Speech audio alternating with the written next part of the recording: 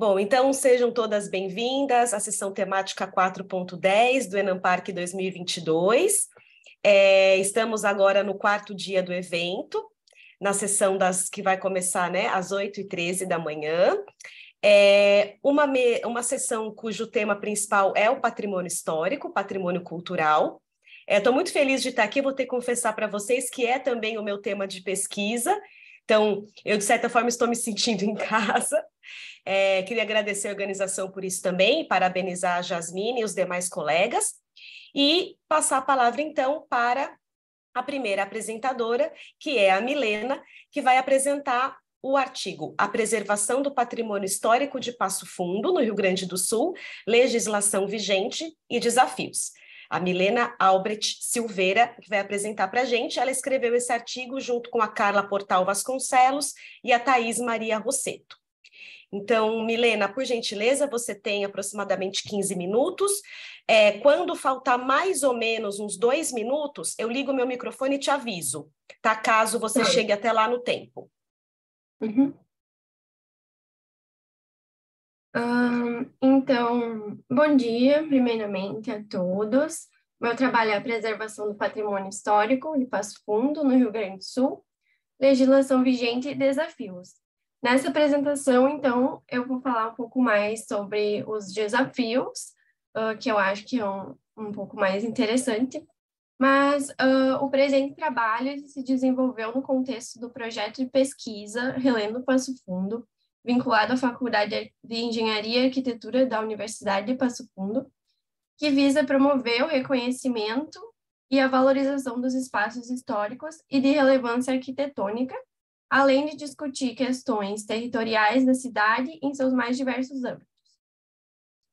Diante do cenário apresentado, especialmente nos anos de 2020 e 2021, que foi o contexto da pandemia da Covid-19, constatou-se o agravamento do descaso com a manutenção do patrimônio histórico construído na cidade de Passo Fundo. Milena, só uma coisinha, você passou o slide? Ah, tá bom, agora foi. Agora eu passei. Obrigada. Então, o objetivo do trabalho ele foi essencialmente investigar esse fenômeno e as alternativas na legislação vigente para salvaguardar os exemplares remanescentes na cidade.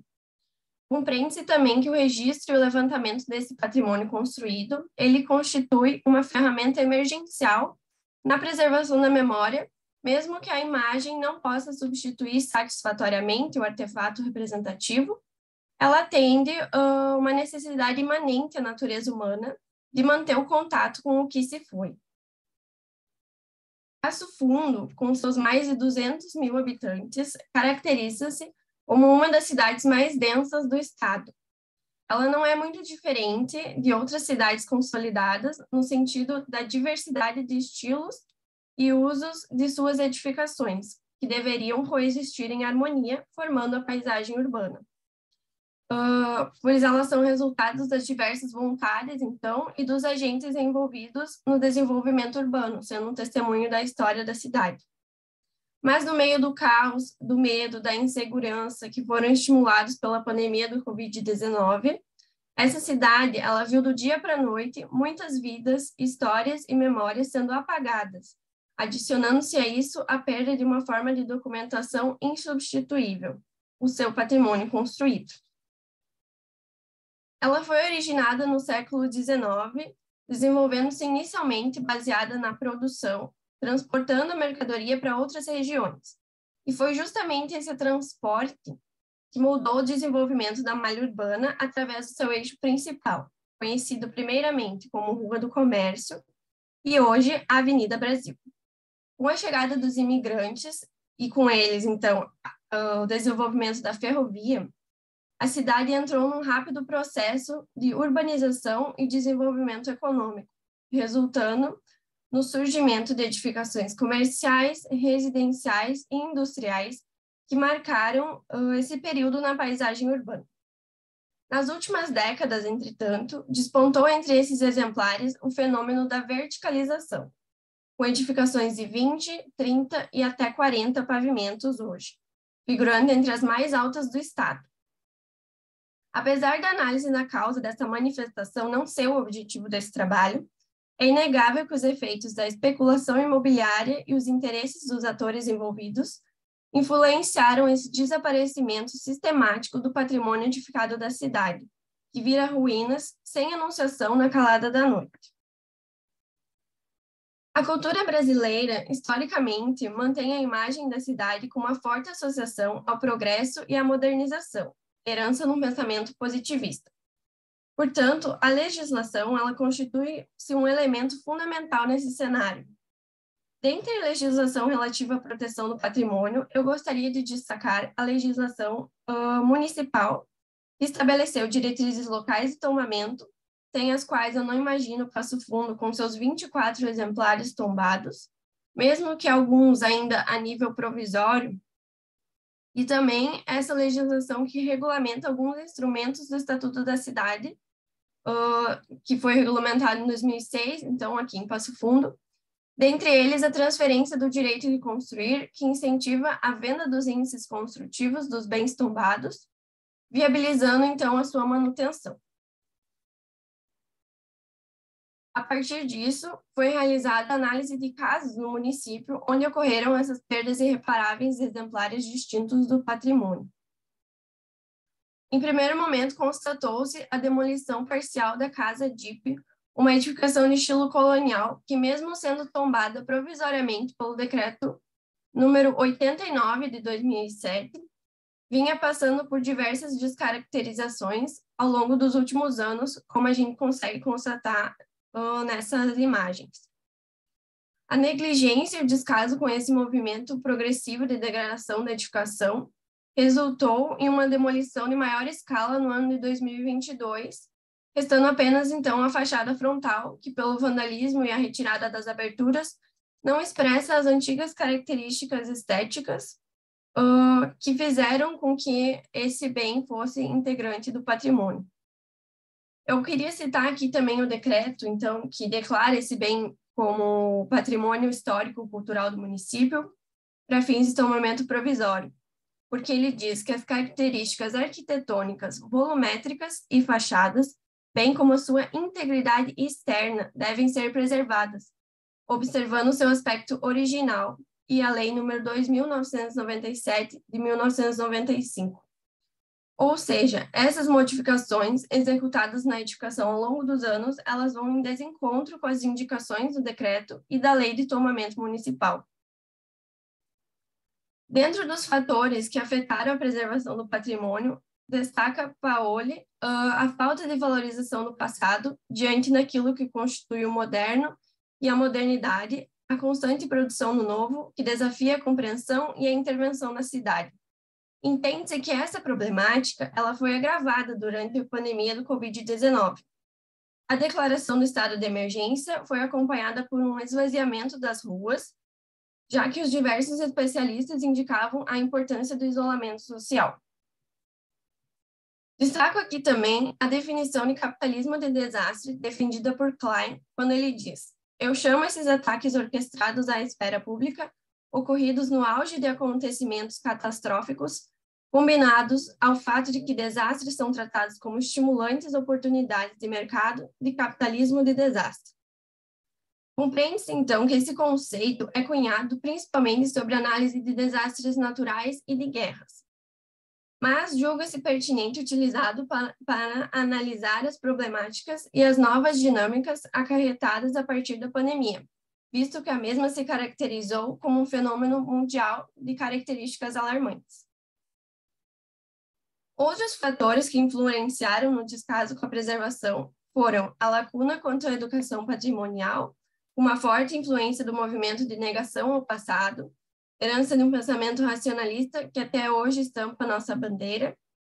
Também as pressões do setor imobiliário, especialmente a inexistência de um inventário incluindo essas edificações. Esse fator ele se deu tanto pela lenta identificação e levantamento da história referente à propriedade, quanto por pressões políticas e interesses econômicos da cidade, que tendem a colocar, então, o desenvolvimento e a expansão urbana como conceitos opostos à preservação desses exemplares.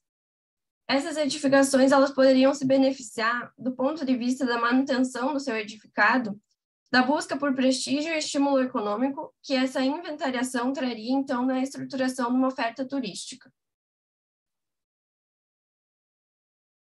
Dentre os casos de negligência na aplicação dos mecanismos legais já existentes no município, encontra-se também, além da Casa DIP, que eu comentei antes, a demolição do principal edifício conhecido como Madeireira Engenho Benincá. Além de outros exemplares em madeira que faziam parte do conjunto, a edificação ela possuía grande relevância do desenvolvimento da cidade, porque a sua construção datava de 1916 e estava diretamente ligada ao auge do ciclo da madeira e à construção da ferrovia no início do século XX. A partir do encerramento das atividades da empresa, então, em 2011, o complexo ele foi sendo descaracterizado ao longo do tempo, notando-se o seu esquecimento na perda das demais edificações e dos elementos de fachada que caracterizavam a arquitetura industrial dessa edificação principal. Apesar de sua grande importância histórica, comprovada através do encaminhamento de um parecer técnico com pedido de tomamento da edificação, a mesma foi demolida no ano de 2020, durante a pandemia, depois de sucessivos incêndios. Outra edificação que teve a sua história apagada foi a Vila Francisca Bethes, construída no ano de 1937, da qual cumpria, num primeiro momento, função de residência do diretor do Colégio do Instituto Metodista. Foi demolida em 2021, sob a justificativa de que a venda do terreno onde localizava-se a edificação, bem como o restante da quadra, seria imprescindível na obtenção de capital financeiro para a realização de obras de restauro no edifício Texas, que é a edificação principal do colégio, que é tombada por decreto municipal. Ainda durante o ano de 2021, então, ocorreram outras demolições. Como exemplo, destaco a edificação dessa loja Rosseto Tem, que datava da década de 40, e outra edificação de caráter residencial, com características do movimento proto-racionalista, dentre muitas outras que foram levantadas pelo nosso grupo do projeto de pesquisa. Concluindo, então, fatores como a especulação imobiliária, a constante busca pelo novo, a lacuna quanto à educação patrimonial na cidade, floresceram diante do cenário da pandemia de 2020 e 2021, no cenário da pandemia do Covid-19. Esse fenômeno, então, de negação ao passado, que foi expresso tanto pela verticalização acelerada, quanto à padronização de uma arquitetura sem identidade local, culminou na perda irreparável de exemplares distintos da memória e da evolução da cidade. Constata-se que mesmo depois de 100 anos do marco inicial na busca pela preservação do patrimônio histórico, os interesses privados continuam sobrepondo-se não apenas aos públicos, mas também à legislação vigente. Por isso, além dos avanços na legislação e do esforço a nível municipal para regulamentar mecanismos de incentivo à salvaguarda dos bens, o registro e levantamento das edificações por terceiros constitui-se como uma ferramenta emergencial, essencial para evitar a perda dessa memória coletiva diante de tantos casos de negligência na aplicação dos instrumentos legais. Algumas referências bibliográficas que foram utilizadas. Obrigada pela atenção. Obrigada, Milena, pela sua apresentação, precisa no tempo, parabéns. Você pode, então, descompartilhar sua tela, por favor. Quem tiver alguma pergunta que está aqui assistindo para a Milena, já quiser deixar registrado no chat, por gentileza, pode fazer, que ao final das apresentações a gente faz a rodada de perguntas. Então, agora eu vou passar a palavra para a Melissa e para a Carla, que vão apresentar o artigo 285, a trajetória e o legado arquitetônico dos pomeranos luteranos no Espírito Santo. A Carla Fernanda da Silva Kister e a Melissa Ramos da Silva Oliveira. Por gentileza, Melissa e Carla, acho que a Carla que vai apresentar, né? Vai transmitir. A Carla vai compartilhar isso. Isso. Bom dia. Bom dia, Carla.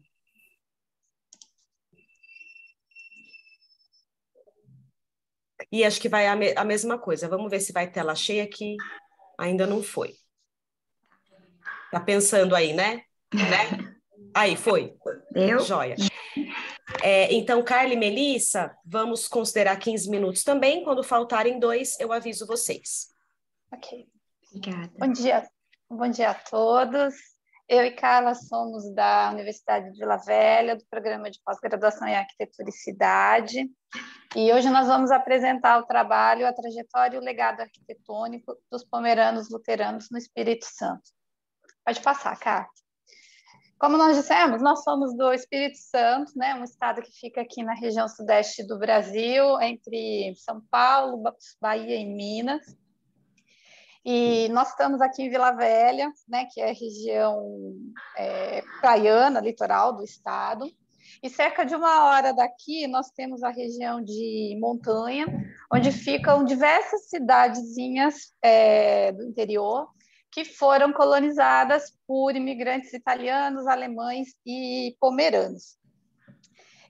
Então, hoje, especificamente, nós vamos tratar da cidade de Santa Maria de Jetibá, que foi uma cidade que recebeu principalmente colonização pomerana.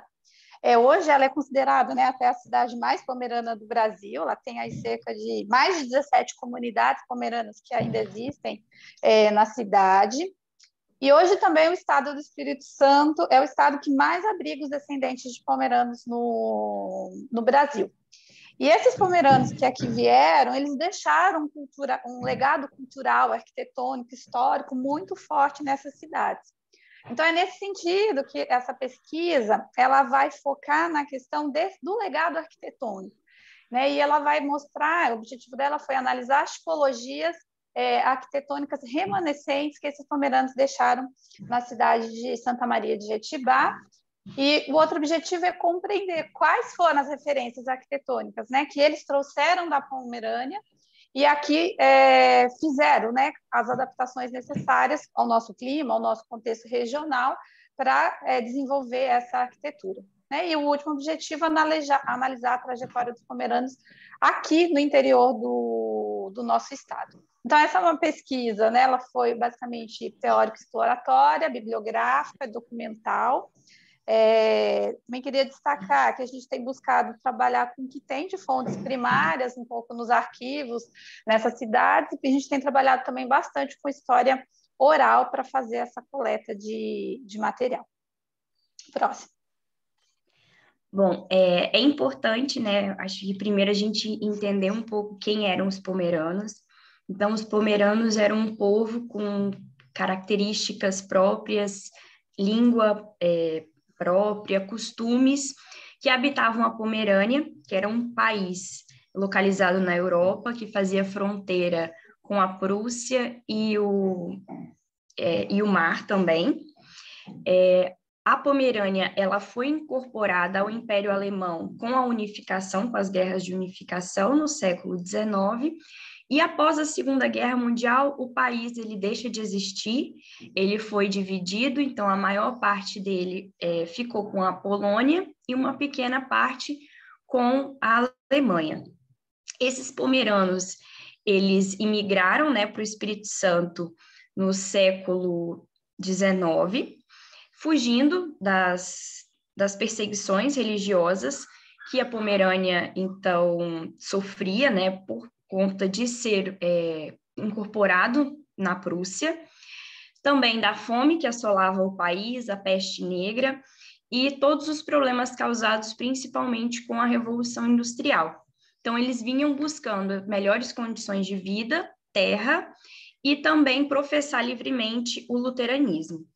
Então, dos imigrantes germânicos, né, segundo os dados do governo do estado do Espírito Santo, desses imigrantes, 56,3%, então, vieram da Pomerânia, e dessa porcentagem, 66,5% foram, então, direcionados à antiga colônia de Santa Leopoldina, que é o atual município de Santa Maria de Jetibá, que é o objeto de estudo. Então, esses pomeranos, né, a primeira leva desembarcou em 1859 e eles eram pequenos agricultores e diaristas, né? Não possuíam terra, trabalhavam, então, para os senhores e grandes latifundiários da Pomerânia. E a segunda e a terceira leva, então, entre 1872 e 1873, foram as levas que trouxeram mais imigrantes, né? Transformando, então, o município de Santa Maria no município mais pomerano do Brasil e a cidade onde a gente encontra ainda a língua falada, as características arquitetônicas, os costumes mais presentes também.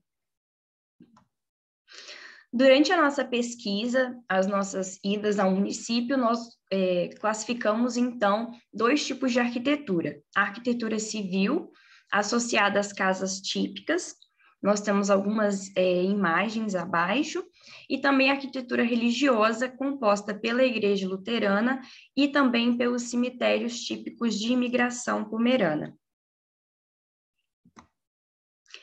Os cemitérios como espaços sagrados, né, para os pomeranos. Então, nós encontramos túmulos, até hoje, né, bem preservados, com escritos em alemão. O alemão é considerado a língua sagrada para o pomerano, porque é a língua da Igreja Luterana, oficial da Igreja Luterana. Esses túmulos, eles são cuidados diariamente, são mantidos, decorados, sempre encontra flores. E também a sua implantação é diferente de um cemitério católico, adventista, de outra religião, né? Eles são implantados de maneira que fiquem de frente para o sol nascente, numa analogia de que o sol representa Deus. E interessante a gente observar que, por exemplo, os suicidas, as mulheres que morriam durante o parto, elas não eram enterradas dessa forma, né? A gente tem uma imagem abaixo, que a gente tem um túmulo posicionado diferente na transversal, como se a frente não estivesse para o sol, como dando a entender de que essas pessoas não alcançariam, então, a vida eterna no céu. Então, eles possuem uma implantação bem característica. As igrejas luteranas. Nos primórdios, então, da imigração, o colono, quando chegava, ele em regime de mutirão, com homens e mulheres, então eles construíam no terreno uma pequena capela-escola, ou também dividiam uma escola ou uma capela, em que ali eram realizados, então, os cultos, né? Inicialmente não tinham pastores, então, normalmente era a pessoa mais velha do grupo que realizava esses cultos, e também era feito o ensino para as crianças. Vale a gente ressaltar que, nesse período do Império, então, a Constituição vigente proibia a construção de igrejas com torres em templos não católicos e restringia também a utilização da cruz, de sinos ou qualquer símbolo sagrado que mostrasse que ali era um local de culto. Então, essas construções, elas não possuíam torre nem símbolos sagrados. A primeira igreja luterana, então, construída em terras capixabas, foi fundada por imigrantes alemães, na colônia de Campinho, e ela é interessante a gente analisar porque ela foi a primeira igreja protestante com torre do Brasil e também da América Latina. Então, ainda no século XIX, mesmo com a Constituição, ela foi já construída com torre. A primeira imagem que a gente tem à esquerda, então, é da construção da capela-escola, da primeira edificação. Posteriormente, né, com o aumento do número de membros, foi construído o templo. Essa é uma foto no meio da inauguração do templo. E à direita a gente tem uma foto de como a igreja está hoje no município. A primeira igreja luterana, então, construída por imigrantes pomeranos, é a igreja de Luxemburgo, e ela possui as mesmas características até hoje, né? O campanário dela, como eu havia dito, por conta da proibição da Constituição, foi construído à parte. Os sinos que foram doados pelo governo imperial, eles continuam preservados. É uma edificação que foi construída com barro socado, né, pelos imigrantes, e ela possui uma estrutura de parede de 60 centímetros. O seu interior também está bem preservado. Esse é o interior da igreja de Jequitibá. E as igrejas luteranas, elas apresentam os 3 pilares básicos da liturgia, né? A proclamação, o púlpito, o sacrifício no altar e o nascimento da fé.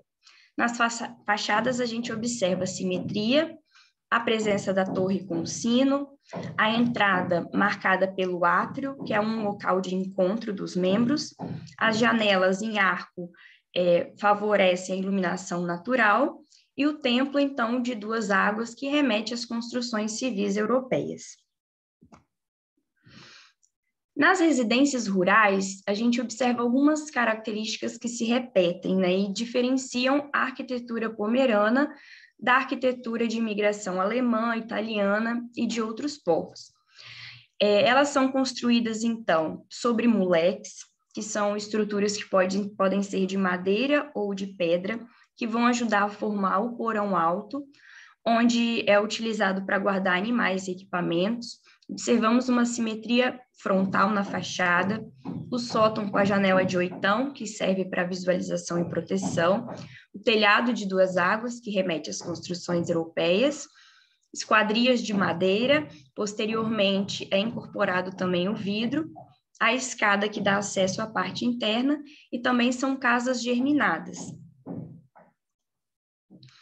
Na sua implantação, então, o imigrante ele tirava partido do terreno de modo a facilitar a proteção das casas e também construía ela próximo a cursos de água. A cumieira ela é posicionada paralelamente à estrada, porque dessa forma a casa ela consegue se camuflar, facilitando a identificação de quem se aproxima. A casa típica pomerana era construída no sistema de enxaimel, que foi trazida pelos imigrantes e adaptado ao Brasil. E a sua planta baixa típica é uma planta simples, composta pelos quartos, copa, sala, varanda. A gente tem uma característica bem típica pomerana, que seria o quarto do namoro. Atualmente, nós ainda encontramos, mesmo no período da imigração, ele não possuía o sentido que ele, né, possuía na Pomerânia. A Pomerânia ela foi um país feudal até 1805, então, nesse regime feudal, os servos, né, a primeira noite de núpcias deveria ser com o senhor feudal. Então, as famílias construíam um quarto do namoro, em que a mulher, então, na noite anterior do casamento, ela ia para esse quarto, e então o noivo podia visitar para, de forma a burlar, né, esse sistema, porque na noite do casamento ela deveria, então, dormir com o senhor feudal. Então, era um quarto que, na Pomerânia, ele tinha esse sentido, mas ele foi trazido na memória dos imigrantes e também empregado na arquitetura aqui no município. Carla, faltam 2 minutos. Obrigada. A vedação das paredes, então, é feita de taipa de mão. Posteriormente, elas recebem revestimento de argamassa, são pintadas, então, com cal, e as esquadrias pintadas de azul, que remetem à bandeira da Pomerânia. E a vedação dos telhados são as telhas de madeira chamadas de Rultinger. Os banheiros e a cozinha da casa típica pomerana, eles se encontravam, então, na parte externa da casa, para evitar, assim, incêndios, já que as casas eram feitas de madeira. Posteriormente, eles foram incorporados à casa germinada. E aí, na nova construção anexa, era colocada a cozinha e o banheiro juntos. Nós encontramos também o paiol, que é um espaço que conta com um forno a lenha para a produção do brote, que é o pão típico pomerano, principal alimento, e até hoje a gente encontra esse forno na parte externa das residências. Trouxemos uma imagem de uma casa bem típica, pomerana, e também do forno e do paiol. Essas são algumas referências que foram usadas no nosso trabalho, e também contamos com a ajuda da Prefeitura e também do Arquivo Público do Estado. Obrigada.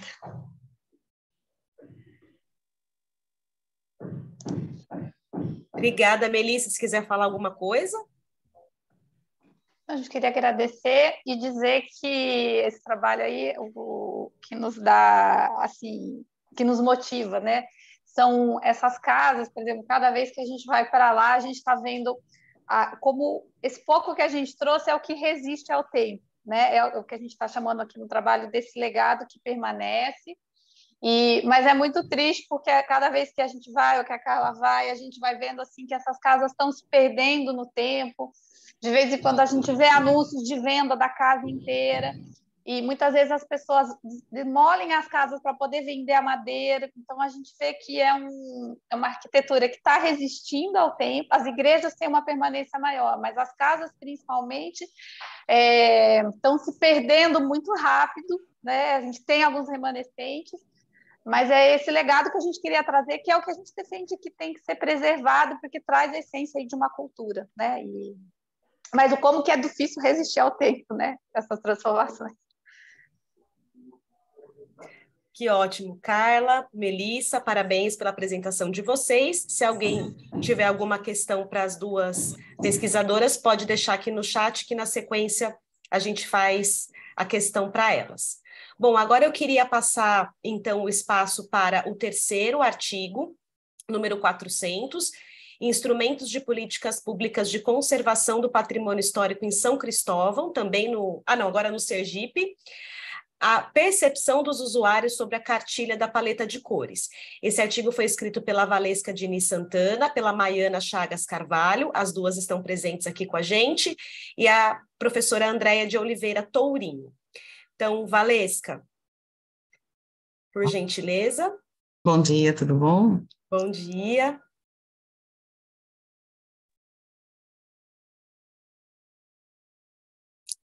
Tudo certinho. Podem começar, lembrando que vocês têm 15 minutos. Ok, bom dia a todos. O nosso artigo, ele trata sobre o instrumento de políticas públicas de conservação do patrimônio histórico em São Cristóvão, Sergipe. Foi a percepção das paletas de cores utilizadas para as preservações desses patrimônios.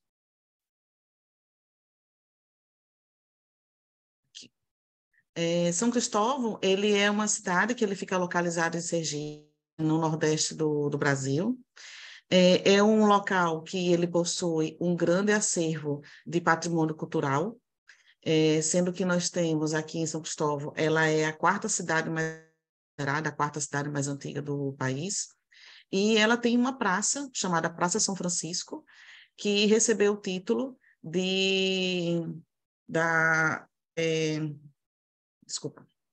recebeu o título de humanidade da praça, com a questão da humanidade da cidade. A paleta de cores, ela foi utilizada para conseguir preservar esses monumentos, né? Nós temos alguns monumentos principais que ficam na praça e nas praças seguintes. Ela é patrimônio da humanidade pela Unesco. A pergunta nossa principal seria a ação da população em relação a essa cartela de cores. Essa cartela ela foi utilizada, adotada pelo IPHAN, em conjunto, em parceria com o arquiteto Andréa Romão, que fez em sua tese. Foi feita uma separação da cidade para que essa cartela pudesse estar na preservação das fachadas. Foi feita uma pesquisa de bibliografia documental e o uso de questionário com a população. Nós fizemos visitas às cidades, né? Estamos, na verdade, observando também, no decorrer do tempo, quais mudanças que têm sido feitas nas fachadas das cidades, em função dessa paleta de cores. A política pública, né, da preservação do patrimônio cultural, isso na nossa pesquisa bibliográfica, ela traz realmente a questão do patrimônio, né, de toda a pesquisa que a gente precisa fazer, de toda a questão dos artigos que nós temos, dos mecanismos de proteção, os decretos, né, e como a gente consegue ver o histórica para essa conservação do patrimônio material do nosso monumentos. O IPHAN também, ele faz parte dessa pesquisa, a gente fez várias pesquisas através do IPHAN, inclusive essa cartela de cores, ela é adotada junto com o IPHAN, E eles têm na própria cidade a Casa do IPHAN, onde ajuda a população nessa questão da preservação. A cidade de São Cristóvão, ela possui 13 monumentos, sendo 29 que são tombados pelo próprio IPHAN. Recebeu, né, pela Unesco a título de Patrimônio da Humanidade, no caso foi a Praça de São Cristóvão, essa praça aqui. Ela tem um núcleo histórico brasileiro importante, porque ela, na verdade, ela é um exemplo de uma ordenação filipina, então ela está considerada, né, um dos principais exemplos de ordenação filipina do Brasil. Por isso que recebeu o título de Patrimônio da Humanidade pela Unesco. Esse é o nosso estudo de caso, que são as paletas de cores. Como eu comentei, eles foram desenvolvidos pela arquiteta Andréa Romão. Foi um trabalho de doutorado dela, inicialmente, onde ela fez toda uma prospecção em busca de tintas originais. Foi um trabalho onde ela conseguiu ter acesso aos monumentos, só que ela expandiu depois, além dos monumentos, foram também para as residências. E aí a cidade foi dividida em 3 cartilhas, né? Uma cartilha que ela tem três etapas, que ele chama de paleta A, B e C, em função da localização que a casa está na cidade. Essa é a imagem que nós temos da cidade e a divisão da paleta de cores. Foi feita em função do centro para a periferia, em função também da localização dos imóveis tombados. Esses vermelhos são os 29 imóveis tombados, né? E o centro histórico, que é onde tem a Praça São Francisco. Esse aqui é um exemplo da paleta de cores, porque, de acordo com cada região, ela fez também o modelo que são principais das fachadas, e aí a pessoa escolhe entre o tom claro, médio e escuro, e pega a cartela de cores e vai fazer uma prospecção do que seria a sua fachada. É pedido uma autorização ao IPHAN, inicialmente, para fazer qualquer mudança, então toda a cidade está sendo trabalhada desta forma, né, fazendo esse trabalho, foi feito em 2017, inicial. Isso depois, porque nós tivemos também o monumento em 2010, foi uma política pública de preservação dos monumentos, e após esse período, a própria população agora está conservar suas fachadas.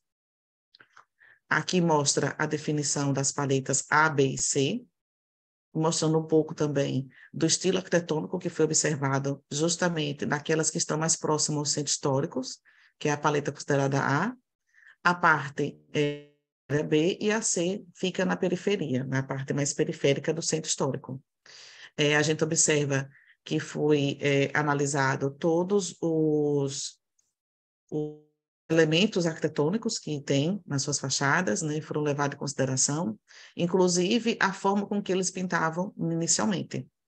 A respeito do material, das cores, ela fez um grande resgate histórico em relação a essa parte das cores também bem. A Maiana vai explicar um pouquinho sobre a nossa visita no local, e uns gráficos para poder mostrar o que a população acha em relação à cartela. Então, a gente teve algumas visitas, na verdade, lá em São Cristóvão, né? A gente fez um questionário teste, e depois desse questionário teste, a gente voltou novamente para reaplicar. E conseguimos 12 usuários para ser entrevistados, né? Aleatoriamente, tá?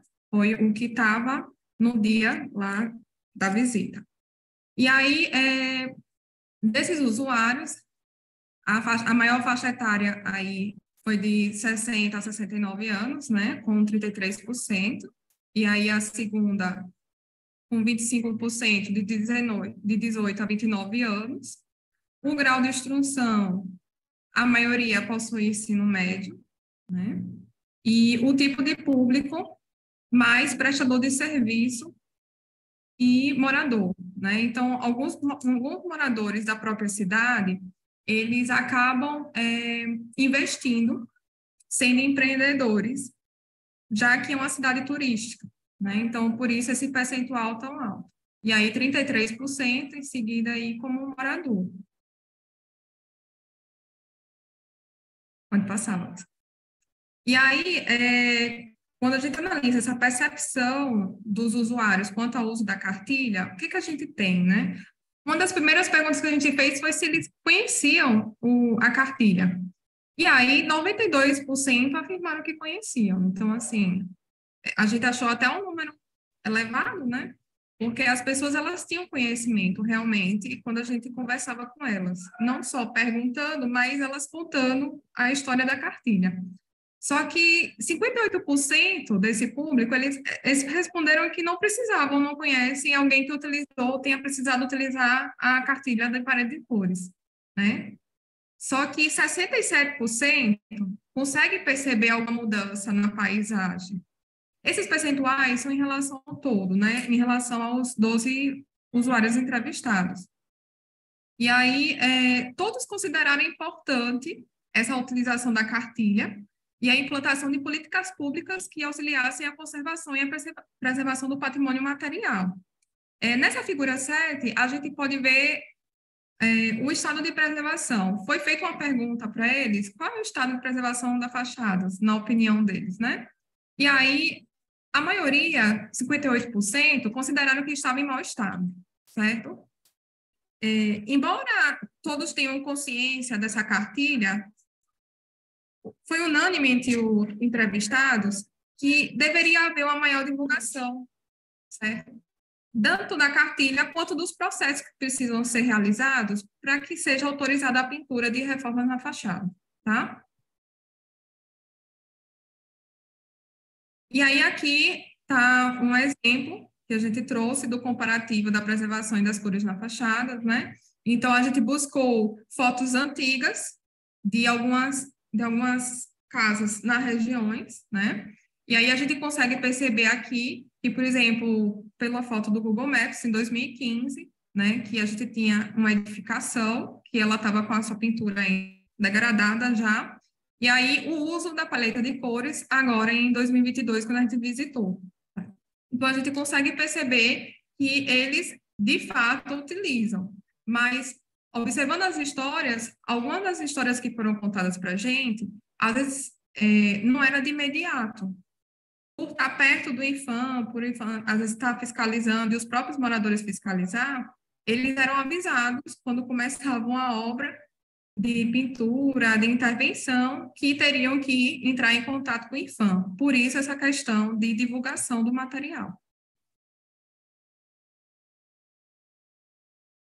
Aqui é uma outra figura, né? Então, só para mostrar realmente o comparativo dessa preservação de cores nas fachadas. Então, aqui uma foto também de 2015, hoje como é que está atualmente.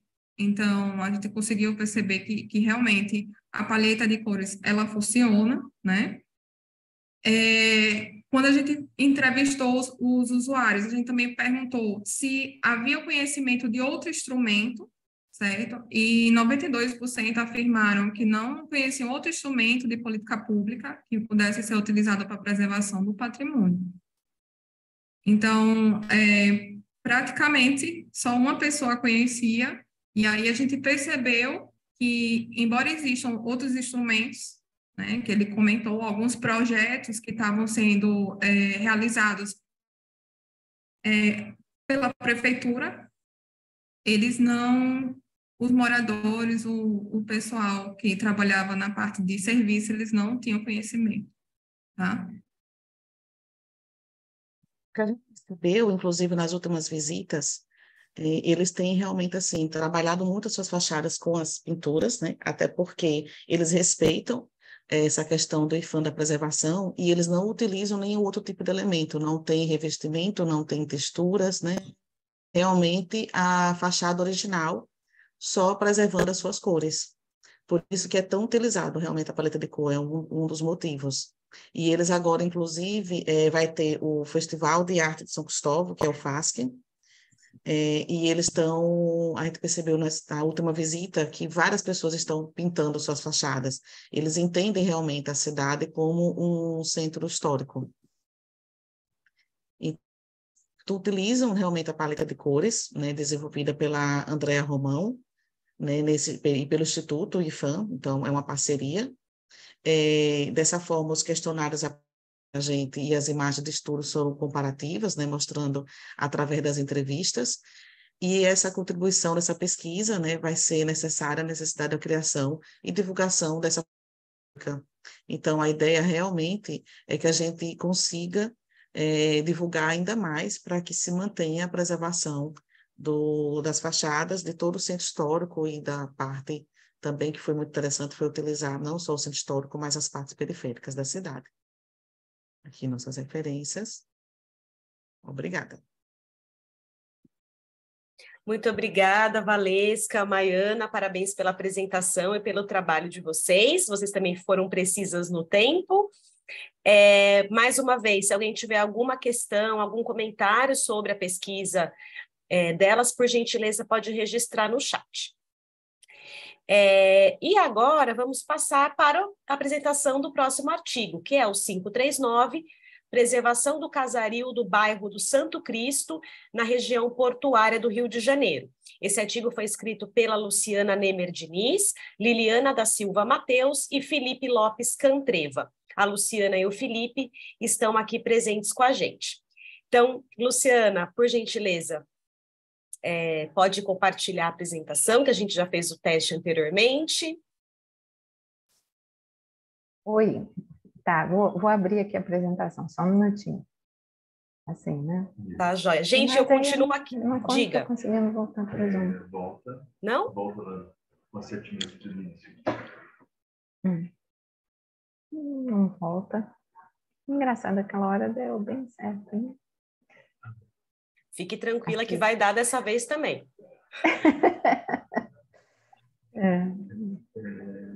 Só clica, fecha e abre de novo. Uhum. Vamos lá. Isso. Só que enxerga. Sim, estamos... Ai, obrigada. Passa o slide, então, Luciana, só para a gente testar. Eu acho que já está visível, não está? Está visível. Tá, vamos ver se vai passar. Passou. Passou. Tudo certo. Tá, deixa eu só colocar vocês aqui. Então, esse trabalho, 9 horas, né? Ele é a continuação de uma pesquisa que tem sido feita aqui pelo nosso grupo, GARF, né? O Grupo de Análise e Representação da Forma. A gente tem 2 linhas de pesquisa, uma na área de representação projetual, né? Estudo da forma e suas relações com a criação projetual, e outra na área de habitação popular, né? Em especial na região que no Rio de Janeiro a gente conhece como região da zona portuária do Rio de Janeiro, né? Então, essa zona, ela compreende 3 bairros, e esse trabalho que hoje vai ser apresentado é específico do bairro de Santo Cristo, né?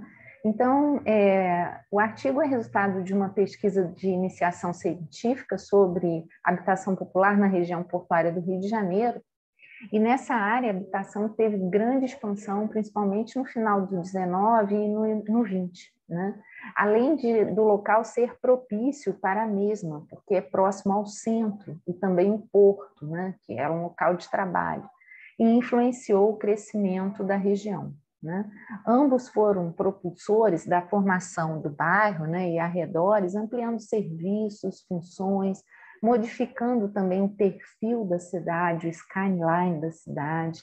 E essa região portuária do Rio, em especial o bairro do Santo Cristo, sofreu uma transformação urbanística expressiva em pouco tempo, mas é possível afirmar que ainda existe alguma homogeneidade entre os bairros da Saúde, da Gamboa e esse.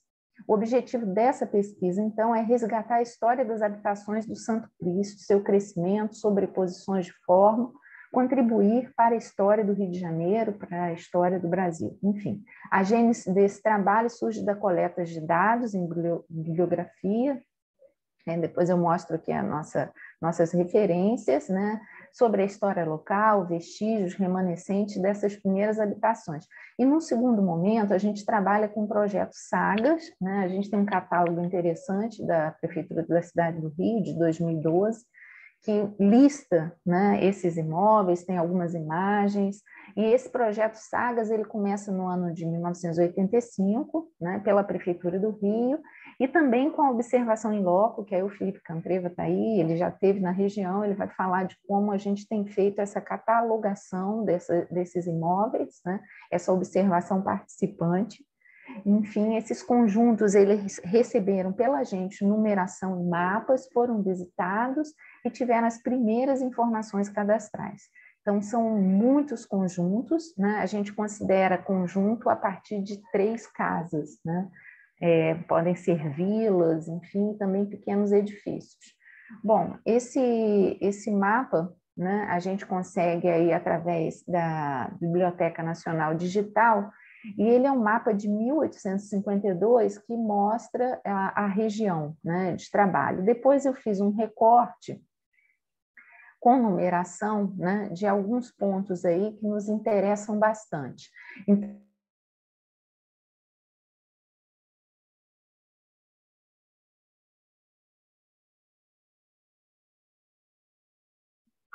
A Luciana travou para todo mundo? Sim, travou aqui. Sim, vamos ver se ela consegue voltar.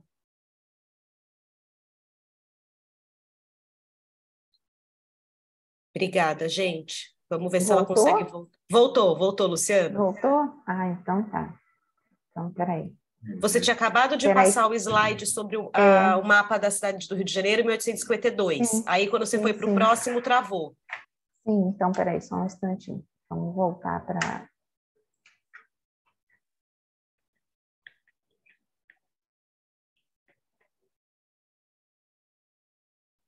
Será que aqui? Não. Deixa eu ver aqui.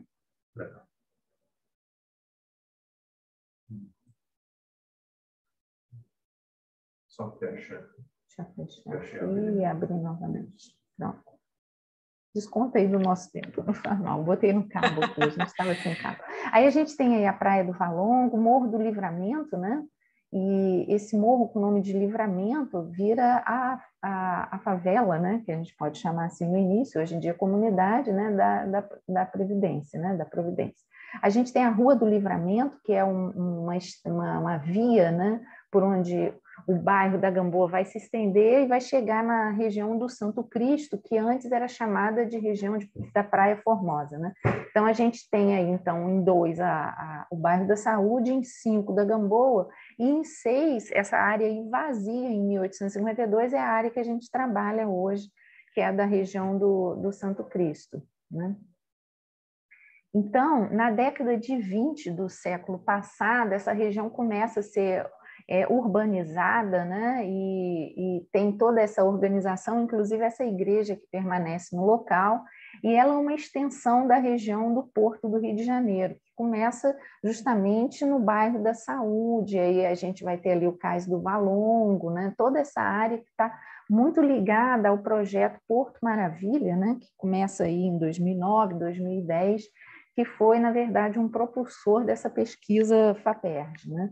Então, a gente ainda tem aí, com relação ao histórico, né, essa imagem também da década de 20, que mostra essa organização dos galpões do Porto do Rio, né, que são em número de 17. A gente vai ter nessa região, né, o Moinho Fluminense, a gente vai ter os armazéns da Cibrazen, que hoje acabaram sendo transformados no Aquário do Rio, né? Então, toda essa área que foi aterrada acaba se tornando uma área institucional, uma área, de alguma forma, assim, de grandes empresas ligadas às atividades do porto. A gente vai ter essas atividades muito alteradas, principalmente nos anos 90, né? Quando a gente começa a enfatizar, né, essas operações através de containers, né, e essa entrega de porta a porta. Então, há um esvaziamento desses galpões que serviam como área de armazenamento, né? E aí, essa área de Santo Cristo, quando a gente compara, né, com Saúde e Gamboa, a gente vai ver que ela tem uma parte maior institucional, comercial, inclusive ela engloba a rodoviária Novo Rio, está na região do Santo Cristo, a cidade do samba, né, que a gente vê, inclusive a divisão de Gamboa e Santo Cristo tem ali uma espécie de triângulo, né, para poder abraçar com o bairro do Santo Cristo a nossa cidade do samba, né? Então, tem uma área muito grande, que é a área do Morro da Providência, o antigo Morro do Livramento, e o nosso estudo das casas, né, ele vai ficar justamente entre essa área dos galpões, a área do aterro e a área do morro. Então, considerando ali a falda do morro e a Rua do Livramento, justamente, né, que foi aí a grande propulsora aí de vetor de crescimento da área. Então, a gente tem uma aproximação do bairro do Santo Cristo e uma numeração de imóveis, né? A gente já mexeu um pouco nessa numeração.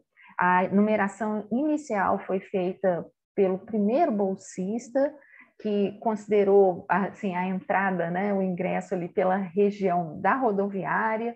Depois, a gente teve uma numeração alterada também, num outro momento, através do bairro da Saúde, mas como a gente resolveu fazer esse recorte do Santo Cristo, né, para o Enamparque e para o relatório FAPERJ, a gente fechou que a numeração começaria em aí nessa região.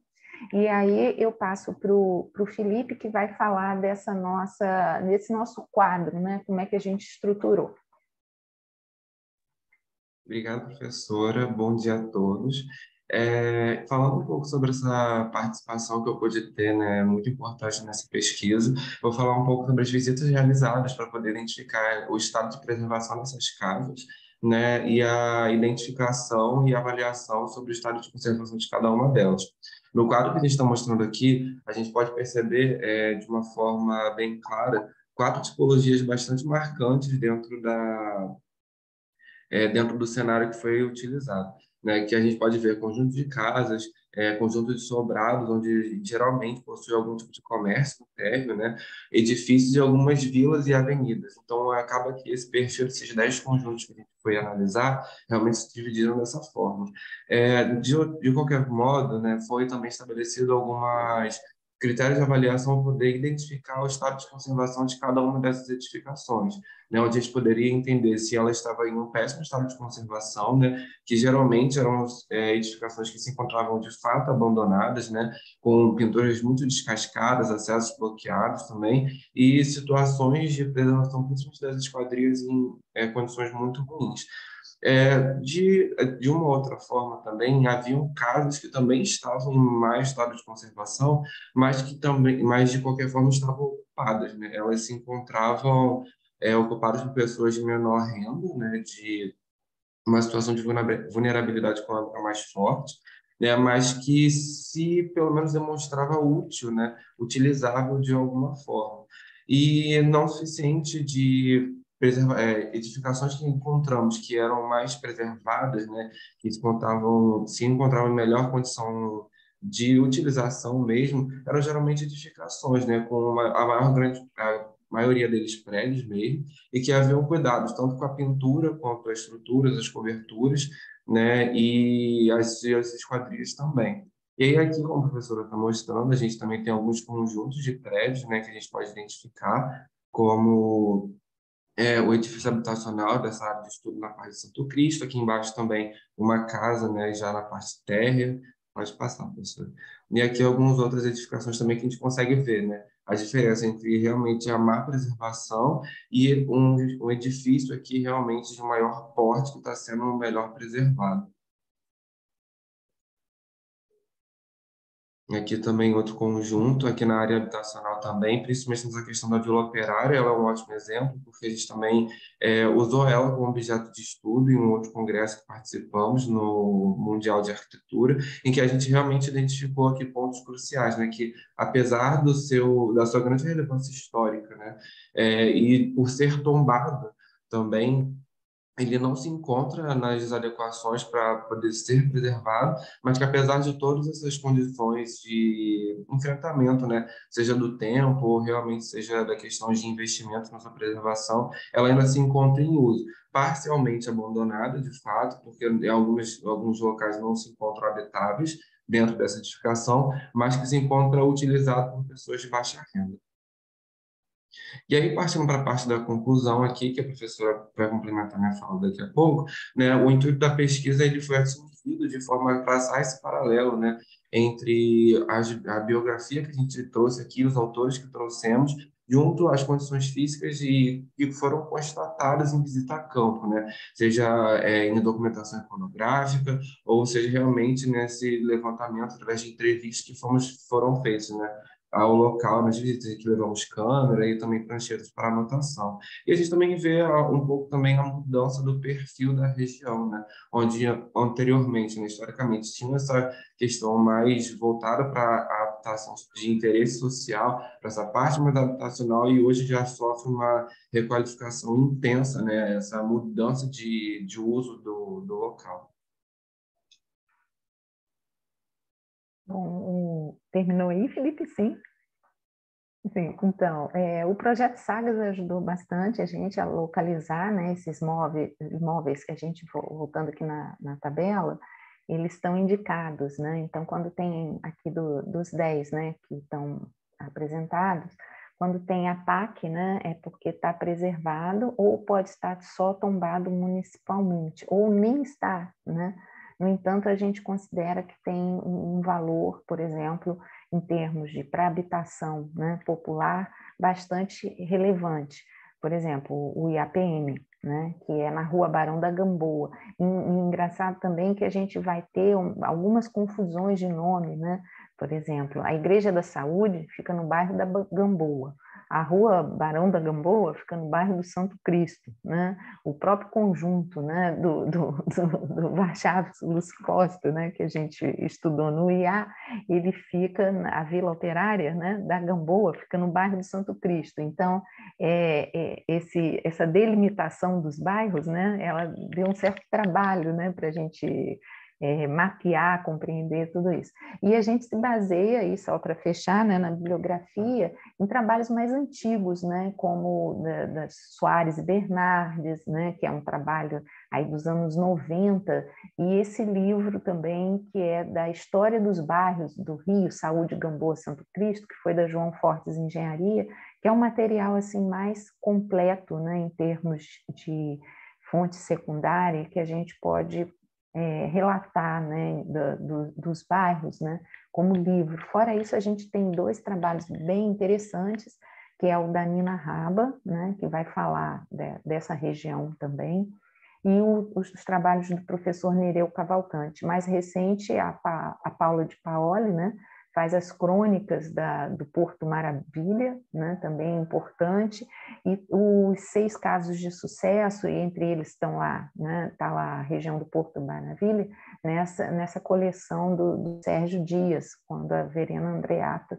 descreve aí o projeto do Porto Maravilha.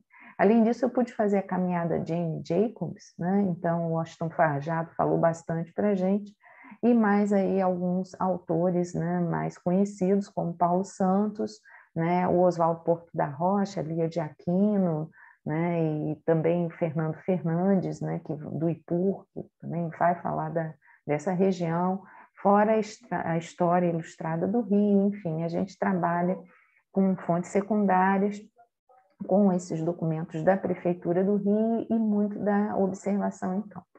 Então, quero agradecer aí a participação no evento. A Felipe teve Bolsa PIBIC, né? Liliana teve Bolsa FAPERJ. Agradecemos, então, ao Estado do Rio, né, e ao CNPq pela colaboração com essas bolsas. E estão aí nossos e-mails, e muito obrigada. Muito obrigada, Luciana. Obrigada, Felipe. Parabéns pelo trabalho de vocês e pela apresentação. Lembrando, se alguém tiver alguma questão para eles, pode registrar no chat. E agora a gente vai para a última apresentação. O Gabriel aqui já está com a gente, Gabriel Lincoln. Gabriel, só depois, se vocês já quiser começar compartilhando, porque a gente foi a única de vocês que não testou a apresentação, só para ver se dá tudo certo. Agora você já é co-anfitrião aqui da sala, acho que você já consegue compartilhar. Deixa eu tentar aqui. Está me ouvindo bem? Sim, estamos te ouvindo.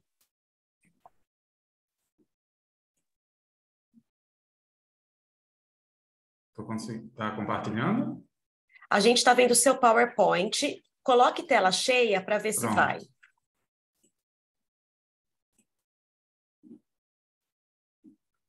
Beleza, deixa eu só... Deu tudo certinho. Deixa eu só te apresentar aqui. Você é o único que vai realizar a apresentação? Isso, porque teve a parte de exclusão de autor, que foi enviado por e-mail. Ah, tá joia. Então, vamos lá. O Gabriel Lincoln Lopes Carvalho está aqui para apresentar o artigo número 426, abandonado por quê? Discussão de usos e desusos de áreas antigas em estado de abandono, com foco nas estações ferroviárias. Então, Gabriel, você vai ter 15 minutos para fazer sua apresentação. Se você chegar até lá, quando faltarem 2 minutos, eu te aviso, tá bom? E pode, então, começar. São 9h18. Bem, gente, primeiramente, bom dia a todos. Agradeço a participação no evento, né? Muito bacana. Eu gosto de estar aí discutindo, né, sobre a área temática, é muito interessante, e meu trabalho é justamente abandonado por quê? Discussão de usos e desusos de áreas antigas em estado de abandono, com foco nas estações ferroviárias. Então, o meu trabalho ele é um recorte, né? Este artigo ele é um recorte da minha dissertação de mestrado, onde eu trabalho com uma área aplicada, né, com um contexto em loco, mas aí para os eixos temáticos e discussões, precisa ter uma forma mais generalista no início, nas discussões, né? Então, o trabalho ajudou para que eu construa o referencial teórico, uma parte do referencial teórico.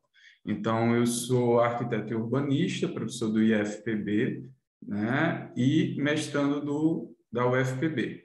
Essa é uma parte do mestrado. E aí, quando o motivo instigador da pesquisa foi justamente servir como referencial, uma parte do referencial teórico para o mestrado, e a inquietação sobre o uso de áreas antigas, né, de áreas históricas e centros históricos. O não uso, na verdade, foi uma das coisas que me inquietou. Então, acho que eu passei aqui sem querer. Então, o fato de não utilizarem áreas históricas, de ter uma obsolescência funcional, enfim, foram algumas inquietações. A gente vê um berço histórico, a gênese da cidade ali, sendo, às vezes, né, sendo desvalorizada. Então, é uma coisa que inquietou. E aí, a minha pesquisa é sobre um pátio ferroviário específico em Campina Grande, Paraíba. Essa daí é um dos exemplos, né, o que vê na imagem, a Maria Fumaça Campina Grande, é a primeira estação de Campina Grande, e eu justamente pesquiso sobre o quanto as estações ferroviárias, né, os trilhos, na verdade, os trens, eles trouxeram um desenvolvimento para as cidades, e hoje em dia, pelo fato do seu desuso, né, da desativação dos passageiros, se tornarem áreas vazias, áreas não funcionais, que muitas delas não destinaram uso e estão em estado de abandono. E esse estado de abandono traz várias patologias, né? Patologias estruturais, sociais, enfim. Então, o objetivo dessa pesquisa é discutir sobre a importância e o papel estruturador de áreas antigas com valor histórico para a cidade e também sobre os aspectos histórico-conceituais que caracterizam e favorecem o abandono. Então, vai ter uma discussão, uma breve discussão, sobre o que é que pode caracterizar, né, quais são as características do abandono material de sentido, que eu vou falar posteriormente. Então, vai fazer mais ou menos um panorama sobre o patrimônio ferroviário, e aí o objeto de estudo é o vazio urbano, ocupado, né, digamos assim, com foco nas estações ferroviárias.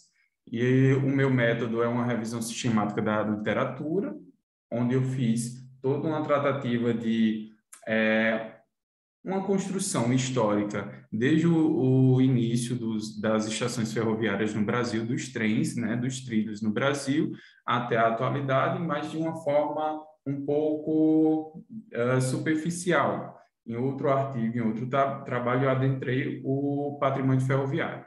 Esse eu estou mais ou menos os porquês dos abandonos do patrimônio ferroviário. Então, os passos metodológicos da pesquisa é a pesquisa bibliográfica, né, a revisão da literatura, o aprofundamento com as temáticas de patrimônio ferroviário, estação ferroviária e os trens, e a cidade. Então, o fio condutor é justamente a relação entre as consequências advindas, positivas ou não, advindas da inserção dos trilhos na cidade, né, e as suas relações. E aí fiz uma compilação depois, compilação e sistematização dos dados, né, para fazer uma cronologia, e, por fim, os resultados e discussões. Esses são os passos metodológicos. Bem, os trens, na verdade, eles foram, segundo Hobsbawm, a maior inovação tecnológica do século XIX, né, no Brasil. Então, não só no Brasil, mas no mundo já foi uma repercussão muito grande, porque o que antes se faziam através de mulas e burros de carga, em termos de transporte comercial, transporte, o modal a pé era muito mais utilizado por trabalhadores, por tudo. Então, os trens trouxeram uma conexão. Então, a inovação em si foi justamente pela conexão e otimização dos processos. Então, o que antes demorava para chegar em termo até cultural, com os trens foi feito essa ponte, né?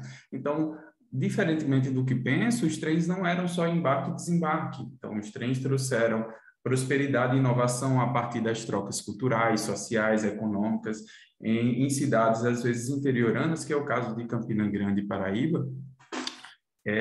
Chegar a um tipo de tecido diferente, uma informação diferente, um modo de trabalhar diferente, era uma coisa que demorava muito. Então, os trens trouxeram essa otimização dos processos. E, com isso, né, impactou no desenvolvimento das cidades em termos de expansão territorial. Então, a gente tem dados de expansão territorial que, após a inserção da malha ferroviária, cresceu exponencialmente, né? Então, justamente pelo fato do desenvolvimento que traz um transporte modal como as ferrovias na época, né?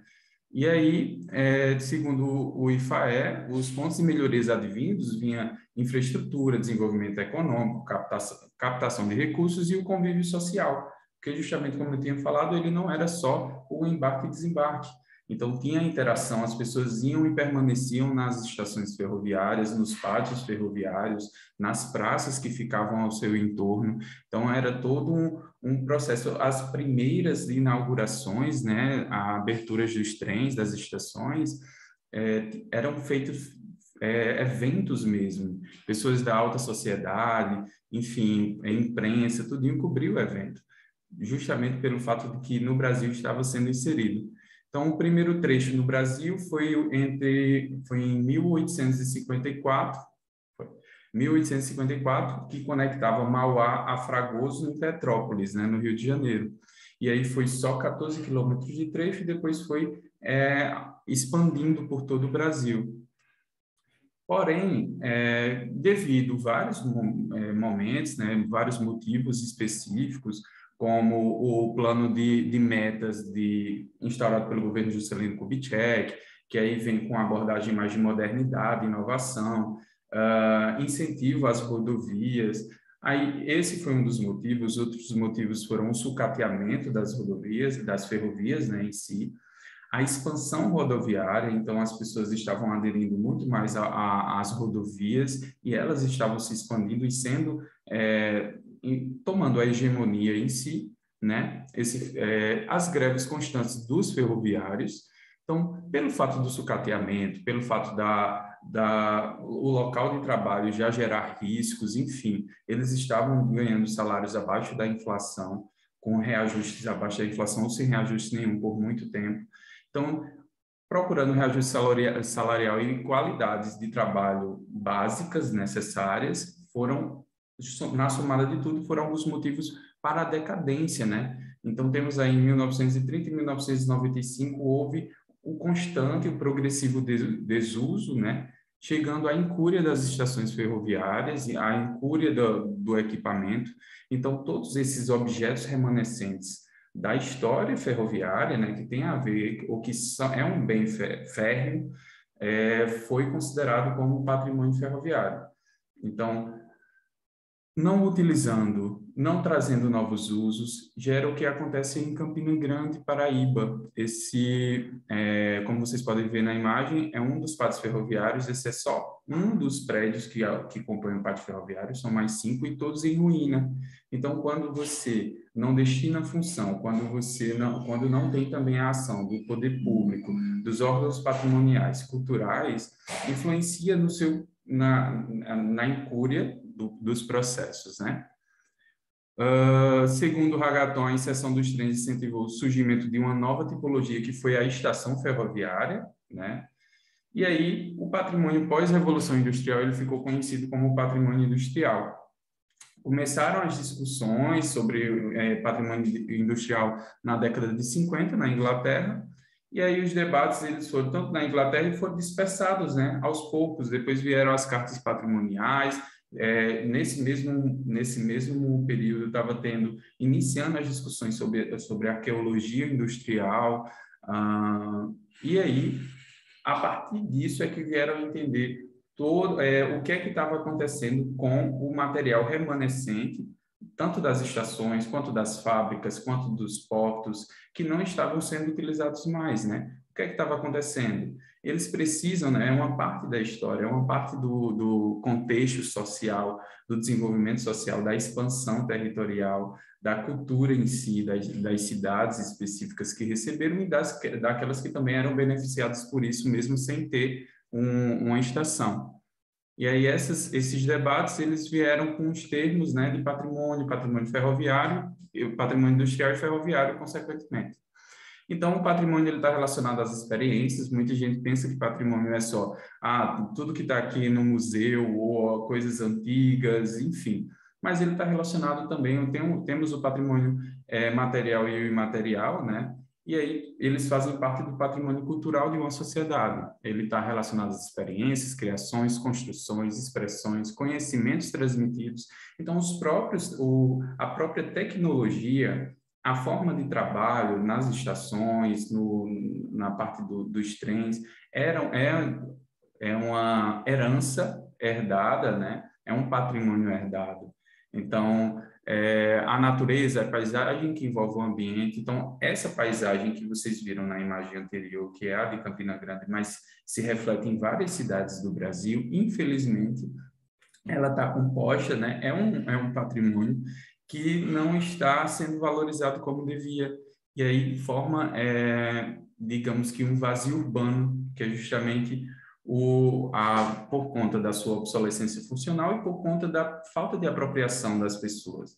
Mas para que elas tenham apropriação, precisa que tenham pelo menos as qualidades básicas, né? Que você possa permear pelo espaço, que você consiga se identificar com aquele espaço. Então, quando não dota dessas características, fica um pouco difícil ter essa apropriação. Então, a responsabilidade das pessoas, elas são, digamos que, os participantes vulneráveis nessa situação, nessa condição. Então, o alerta mesmo é para a responsabilização dos órgãos municipais, estaduais, federais, culturais e os patrimoniais também, né? Pela responsabilidade em manter e preservar. Então, voltando, o patrimônio ele envolve o compartilhamento de sentidos por meio da consciência humana, não apenas como existência. E aí, o patrimônio industrial, ele é toda a herança advindas da época industrial. Então, foi pós-revolução industrial. Então, compreende os vestígios da cultura industrial, que possuem valor histórico, tecnológico, social, arquitetônico ou científico. Então, vai vir maquinaria, oficinas, fábricas, minas e locais de tratamento e refinação. Também as estações estão inseridas aí no patrimônio industrial, certo? O patrimônio ferroviário, ele compreende todos os componentes que são complexos, né? Não necessariamente só vai ser os vagões dos trens ou as estações, mas os trilhos, né? Os trechos, a história, como eu já disse, a forma de trabalho, o que é que foi advindo, os equipamentos em si das linhas férreas, eles compreendem o patrimônio ferroviário. Oliveira discorre que teve início da discussão relacionada à preservação do patrimônio industrial em meados de 50, né? E aí começou os conceitos de vestígios industriais, arqueologia industrial, como eu falei anteriormente. E um exemplo seria a estação de Euston em Londres, né? que ela começou a estar em um estado de deterioração, e aí vieram a discutir para trazer algumas críticas, que é o que a gente precisa, né? A educação patrimonial ela é muito importante para a sociedade como um todo, não só para a parte acadêmica. A educação patrimonial ela faz com que a gente entenda os subsídios necessários, a gente sejamos participantes ativos para que haja alguma movimentação no que é nosso, no que faz parte do nosso bem, da nossa cultura. Então, também teve como exemplo o Mercado Central de Paris em 1970, um exemplo, né? Essa daqui é um mapa colocando como está atualmente, né? Atualmente não teve muita mudança das ferrovias em si. Esses são os trechos ferroviários, então a gente vê aí uma participação ativa, porém tem algumas áreas do mapa do Brasil que não teve tanta inserção, não teve tanta expansão. Talvez pela parte de comercialização, a gente entende que as ferrovias elas facilitaram muito a exportação do comércio do café. Além do café, teve também o algodão, um dos principais produtos que eram exportados, né, comercializados e exportados. Então, a área que tinha maior produção cafeeira era a área que, digamos que, era privilegiada com maiores linhas ferroviárias, né? Então, a gente vê aí o norte com pouca presença da malha ferroviária.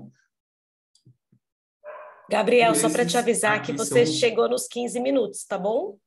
Oi? Você já chegou nos 15 minutos, então se então você puder concluir... Vou finalizar aqui. Obrigado. Tá joia. É porque estava baixinho, eu não escutei.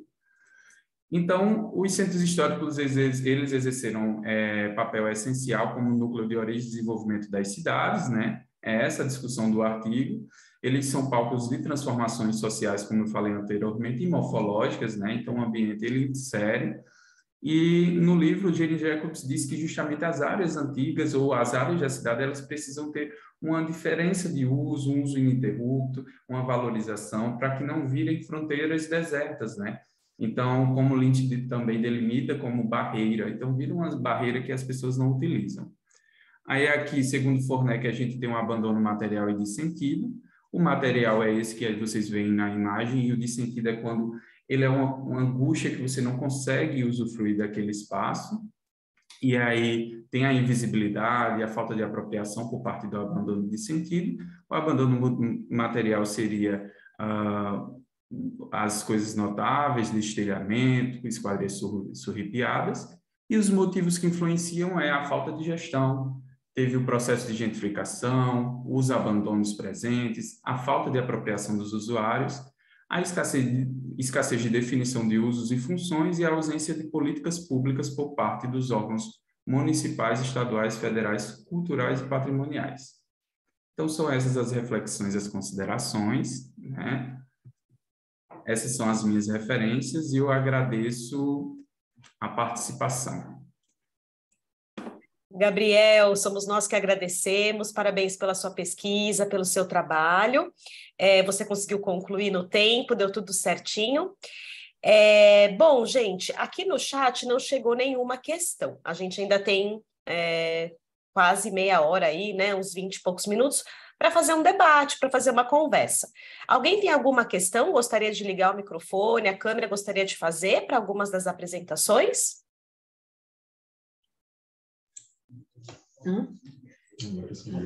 Agora estamos...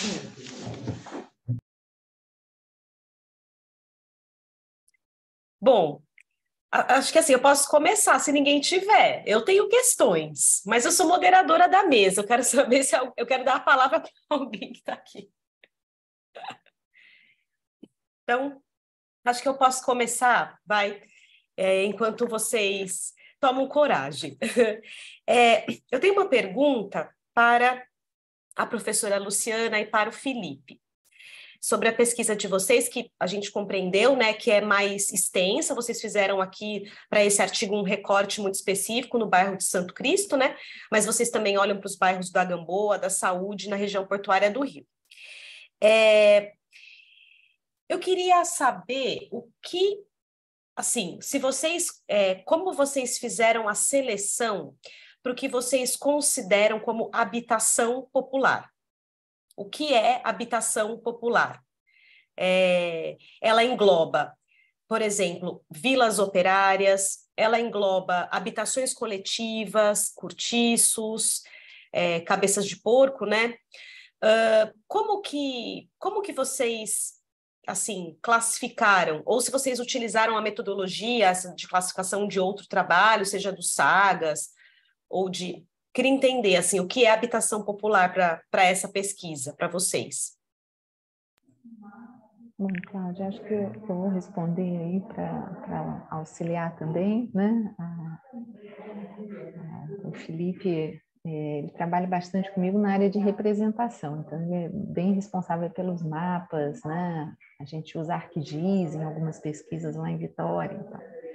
Então desde 2014, né, quando eu comecei um pós-doc em Vitória, e aí eu escrevo o livro Centro de Vitória, depois Habitação Social Ontem e Hoje, tinha que ter um filtro, né, para classificar justamente, né, o que pode ser considerado habitação popular. Na verdade, a gente tem duas linhas aí diferenciadas, né? Quando a gente chama de popular, a gente pode considerar uma habitação construída pelos populares, né, de forma espontânea, com seus processos de formação, como que hoje a gente chama de comunidade, antes chamava de favela, e nessa região a gente tem a primeira favela do Rio de Janeiro, que é o Morro da Providência, né? Então, aí, vamos dizer, que a gente tem aí, que eles chamam também a semente da favela no Rio, né? Inclusive o cabeça de porco, como você fala, que é um nome que a gente dá aos cortiços, né? Ele ficava na outra vertente do morro, que não é essa área que a gente tem aí o recorte, né? Vamos dizer, ele fica voltado ali para a central do Brasil, né? A área que a gente não fez percurso a pé, já tem... Até eu participei de uma banca, né, recente agora de TCC aqui da UF, que a aluna estava justamente estudando essa região ali, próxima ao túnel, né, essa região onde a gente teve cabeça de porco. Para fazer essa classificação, como que eu trabalho? São habitações que foram construídas, e aí a gente não pode dizer que foi só pelo governo, né, até porque a gente está trabalhando com uma área muito antiga do Rio, né, que já está adensada, que agora teve essa mudança toda por conta do projeto Porto Maravilha. Então, a gente tem, vamos dizer, uma liberação, né, de alguns terrenos que, às vezes, estão até como vazios urbanos, mas que eram lotes institucionais, comerciais. E a gente vê o que era residencial, né, tem uma repartição muito menor em termos de áreas de lotes, e uma formação muito anterior, tipo século XIX, que a gente vai ver, e às vezes até antes. A ocupação começou ali na saúde, né? Então seguiu essa linha, né? Como a gente vê no mapa de 1852, saúde, Gamboa, e por último Santo Cristo era uma área vazia. Então a gente considera conjuntos de casas, né? E aí a partir de 3 casas, porque senão a gente cai muito naquelas casas geminadas, que eram construídas por vários construtores, né? Não envolviam arquitetos. A gente tem aí na área registro da presença dos portugueses, principalmente na saúde. Na Gamboa a gente vai ver muito ainda comércio no térreo e residência no segundo andar. No bairro de Santo Cristo, a gente já não vê tanto, tirando ali a região da praça, perto da igreja, essa proliferação de comércio que a gente vê nas outras 2 áreas que são mais próximas ao centro. Então, a gente considera também edifícios habitacionais de pequeno porte. De grande porte na área, a gente tem lá o conjunto do IAPM, a própria Vila da Gamboa, a gente colocou junto nesse inventário, né? E a gente tem avenidas também, que aí é um outro nome, né? Que, vamos dizer, foram os cortiços, né? A versão melhorada deles, né? Que surgem como avenidas, né? Que antes a gente tinha casa de cômodo, estalagem, cortiço. E aí a gente vai ver a troca pelas vilas higiênicas, né? No meu doutorado eu estudei muito a Rui Barbosa, né? A Vila Rui Barbosa foi um estudo de caso meu, do Arthur Sauer, mas aí em outra região, lá perto do Campo de Santana, atrás do Bombeiro, enfim. E ali a gente vai ter esses conjuntos de casa, né, que é muito comum também em Vitória, a gente vai ver essa formação virados para a rua, não com rua interna, área comum, às vezes até para evitar essa configuração de cortiço. A gente vai ter avenidas, né? A gente tem a Avenida Tombada ali no projeto Sagas, e edifícios de pequeno porte que a gente foi mapeando, tudo que tem habitação na área e que se enquadraria aí nesse perfil. Então, a gente vai até, por exemplo, anos 30, anos 40, 50, a gente consegue chegar aí até essa data. Vamos pegar edifícios de pequeno porte, estilo Art Deco, né? A gente tem aí conjuntos de casa, né, que a gente pode chamar de estilo eclético. A gente tem outros estudos também dessas fachadas, né? Tem um trabalho num outro Enan Park que eu trabalho só com fachadas, né? Então, do eclético ao deco, aí pego alguns conjuntos desses como ilustração, né, como da fala. Não sei se te esclareceu. Sim, esclareceu. Muito obrigada pela resposta. Eu vi que a Jasmine ligou a câmera. Jasmine, você quer falar alguma coisa como organização? Você ficou preocupada? Não, eu só queria depois fazer uma pergunta para Pode todos os fazer. apresentadores, mas eu queria ver se tem outras perguntas antes aí, qualquer coisa. Senão eu posso fazer. Eu tenho mais pergunta, mas eu quero só deixar para vocês perguntarem. É que a minha pergunta é um pouco mais geral, assim. Eu gostaria de saber, é que quando a gente está nesse momento, assim, da pesquisa, né, se empenhando e tal, a gente acaba encontrando algumas curiosidades ou alguns desfechos que não estávamos esperando. E aí eu gostaria de saber dos apresentadores se durante a pesquisa de vocês tiveram essas pequenas surpresas, assim, e se poderiam comentar sobre isso. Acho que podemos ir pela ordem também, a Milena. Pode começar por ela, que foi a autora do primeiro artigo. Bom, eu acho que, em primeiro lugar, esse artigo já foi meio que o resultado de uma grande surpresa por parte negativa, né, nesse caso, durante o desenvolvimento da nossa pesquisa, que diz respeito aos locais, edificações, espaços de relevância histórica e arquitetônica na cidade de Passo Fundo, porque diante desse período, né, a pesquisa já vem de antes da pandemia, ela começou. Eu entrei no grupo de projeto de pesquisa em 2019, então, ali quando começou a pandemia, a gente já tinha levantado um grande número de edifícios, né, fazendo uma espécie de inventário. A gente começou a perceber que alguns edifícios, do dia para a noite, assim, cadê o prédio? Foram demolidos. E isso foi realmente uma surpresa muito grande para todo o grupo de pesquisa e uma indignação enorme que motivou, então, o desenvolvimento de uma espécie de levantamento expedito, né? Como uma forma emergencial de preservação, ao menos, do caráter das edificações, enfim, do visual, com registros fotográficos, levantamentos históricos no que foi possível nesse tempo, né? E isso se estendeu e acabou transformando agora nesse artigo para apresentação aqui no Enan Park, sobre como a pandemia, né, afetou realmente esse desenvolver dessa pesquisa. Então, acho que a minha maior surpresa foi isso. Obrigada, Milena. Acho que agora a Valesca e a Carla. Oi.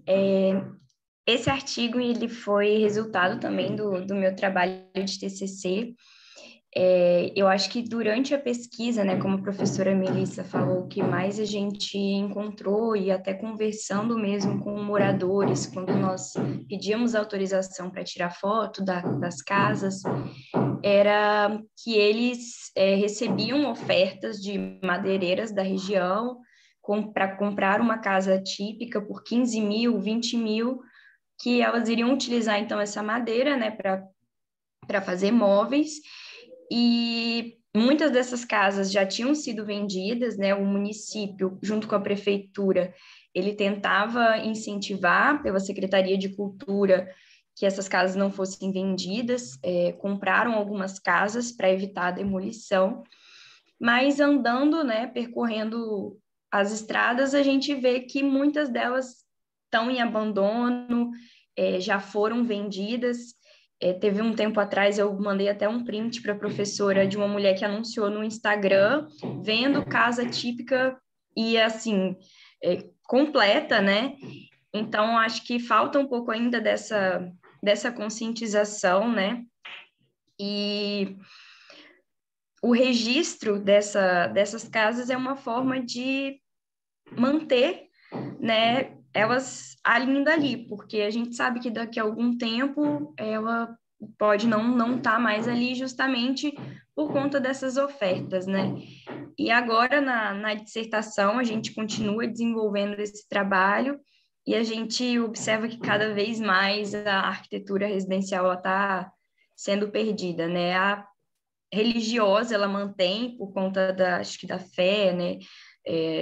Os cemitérios também, mas essa casa típica, ela já está se perdendo. E outra coisa que eu queria acrescentar também, como a Carla disse, né, ela chegou aqui para estudar muito do material, né, e indo para uma educação patrimonial, e eu acho que toda pesquisa, ela traz sempre surpresa. Tanto que hoje o recorte da pesquisa, ele acabou entrando mais até para o patrimônio imaterial, que a gente vai trabalhar uma abordagem agora pela memória, porque a gente sentiu que tanto o material, mas o registro do imaterial também, ele se faz necessário e faz fundamental, né? E outra coisa que acho que a Carla até esqueceu de comentar, que descobriu dentro da pesquisa, a Carla ela é descendente de pomerana. E dentro desse processo de pesquisa, na pesquisa até dos cemitérios, ela descobriu a origem da família. Então, a gente vê que a pesquisa ela traz, às vezes, tantos resultados para nós, dentro da questão de novos direcionamentos, novas abordagens, que a gente vai descobrindo a partir do material. E o que eu acho mais interessante no caso da Carla, que trouxe até descobertas aí da origem da família dela, né, pelo estudo das plaquinhas do cemitério, ela foi descobrindo aí a origem de descendentes. Então, eu acho que toda pesquisa é uma surpresa e traz, às vezes, bastante resultados positivos e até os negativos, quando aparecem, elas são possíveis da gente reordenar e reorganizar a pesquisa. Que legal. Melissa, desculpa, anteriormente eu confundi Valesca com Melissa, mas é Melissa e Carla. Não tem problema, mas eu entendi que é. Mas muito obrigada. Que legal, cara. Legal saber que a origem da sua família também tem a ver, né? Muito legal. Sim. E agora a Valesca e a Maiana.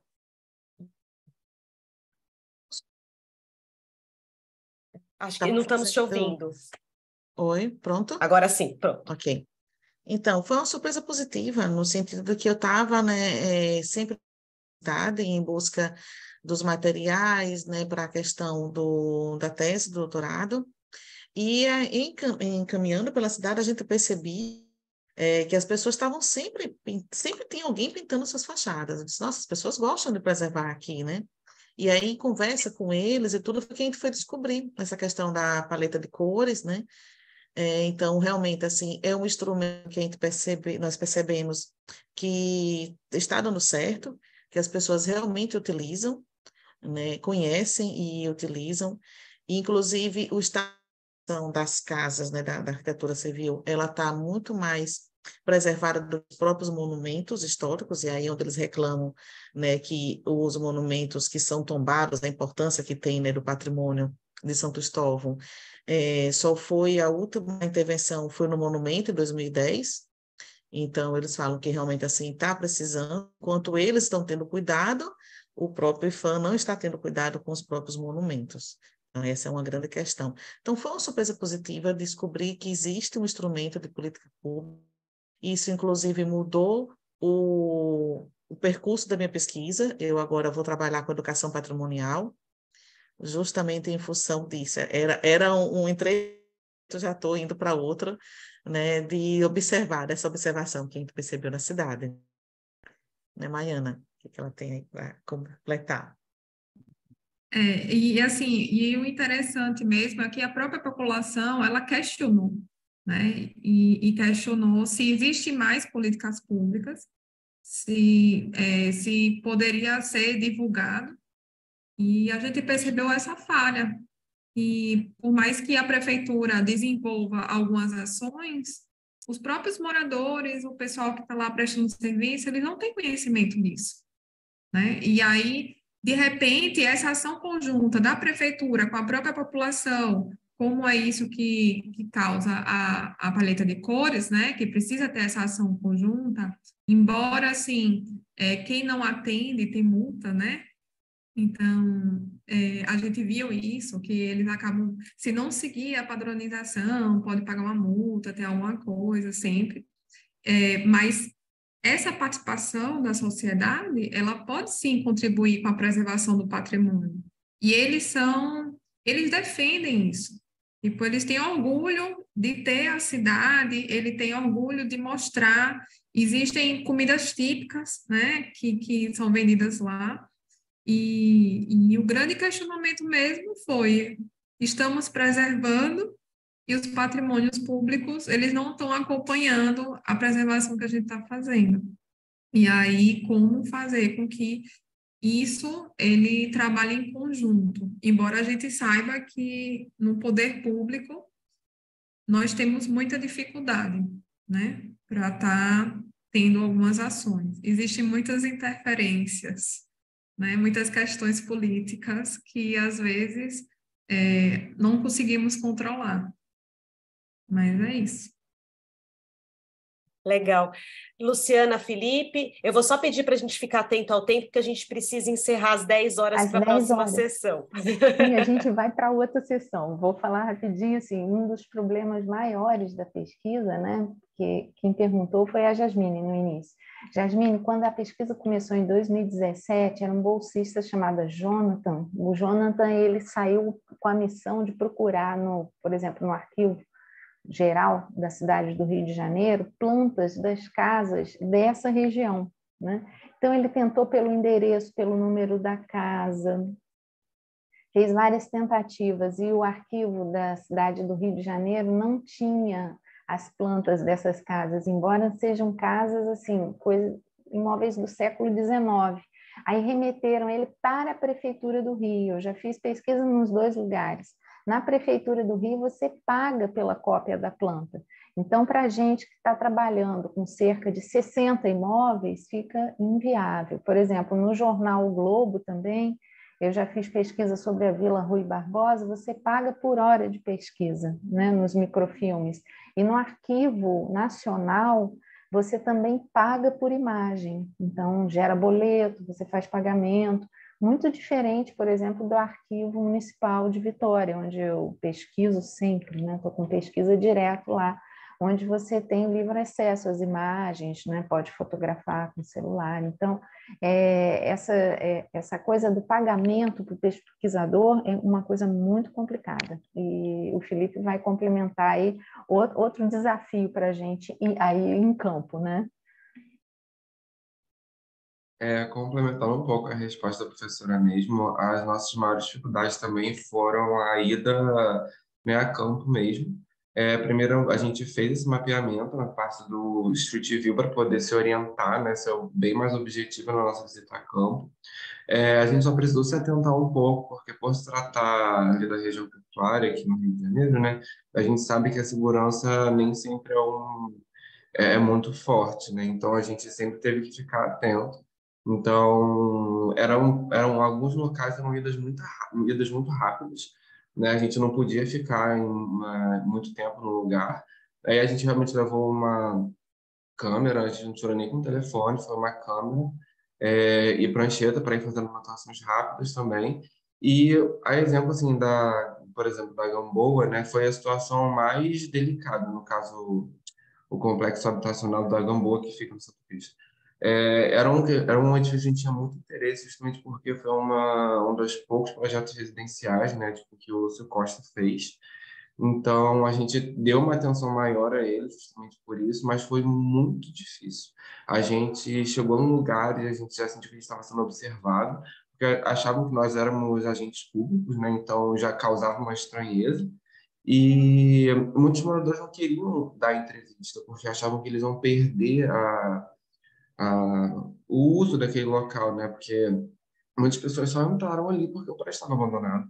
Então, assim, achavam que nós éramos da prefeitura ou representantes de algum órgão de tombamento, seja o IFAM ou algum outro, e foi muito difícil. Assim, foi um pouco triste ver também o estado de conservação de alguns edifícios que a gente sabendo da importância que eles têm, né?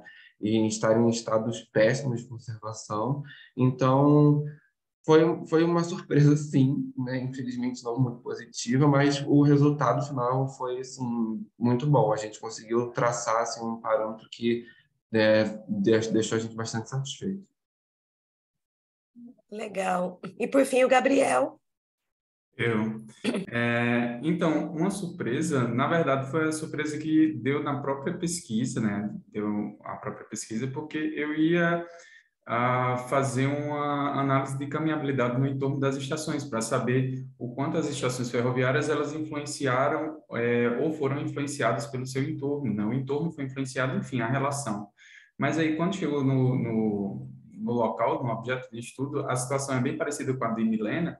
Em pouco tempo, mais ou menos em uns 3 anos, já estava quase todos os prédios em ruínas, destelhados, enfim, inóspitos. Então, a minha pesquisa teve que mudar. Ao invés de pesquisar sobre a caminhabilidade, que era óbvio que não tinha, aí eu comecei a pesquisar sobre o abandono, os motivos dos abandonos, a parte patrimonial, a análise documental. Então, foi de caminhabilidade para abandono por conta da própria situação. Aí foi isso a surpresa. E sendo breve por conta do horário. Respondido, Jasmine? Respondido. Gostaria de agradecer a todos, belos trabalhos, belas pesquisas, muito obrigada. Obrigada, Cláudia, por conduzir a mesa tão bem. Imagina, muito obrigada. A gente vai se encontrando nas outras mesas, então, pessoal. Obrigada, viu? Tchau, tchau, obrigada, Isso, parabéns. obrigada, gente. Tchau, muito obrigada, foi um prazer. Tchau, obrigada.